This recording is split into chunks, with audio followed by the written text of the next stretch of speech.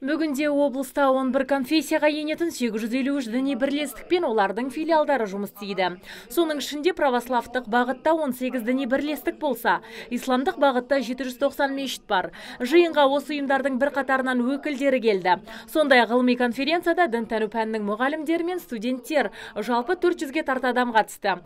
Исламның қазақстандық мектебін қалыптастырудың алғышарттары мен өзекті мәселелері. Осы тақырып аясында баяндамалар оқыған ғалымдар жастардың діни жат ағымдарының жетегінде кетіп қалмауын қадағалап, күдікті діни топтардан сақтануды ескертті.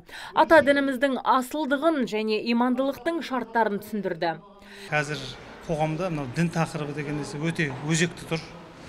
Әсіресе неше түрлі жат пиғылды ағымдар, өзінің қазақтың сан ғасырдан бері келе жатқан рухани құндылықтарымызды, салт дәстүрімізді жоққа шығарып, ол дінде жоқ, Құранда жоқ, хадисте жоқ ондай нәрсе. Біз басқа таза дінді ұстануымыз керек деген сияқты ой пікірлерін туындап жатқан өздеріңізге мәлім. Енді осы тұрғыдан біздің өзіміздің қазақ халқының, ата-бабаларымыздың, әжелеріміздің ғасырлар бойы келе жатқан біздің халықтың өзіндік діни жолы бар. Біз аспаннан түсе қалған халық емеспіз, адасып дінсіз жүрген халық емеспіз. Міне сондықтан мына конференцияның тақырыбы ислам танудың қазақстандық мектебін қалыптастырудың алғышарттары мен тетіктері деп аталады.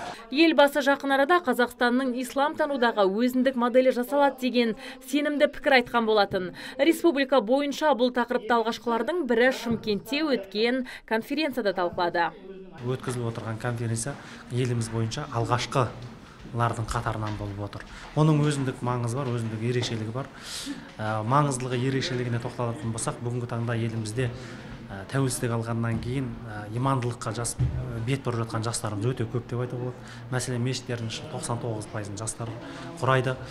Бұл әрине қуантарлық нәрсе, өйткені атам қазақ, иман елді жау алмас, отансыз иманнан деп барлық мәселеміз иманға тіреп отырғанын білеміз.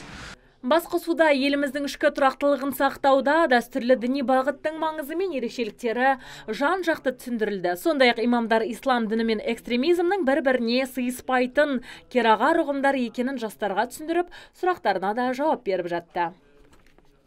Азиза Мадияр, Мұрат Адинаев, ТВК телеарнасының жаңалықтар қызметі.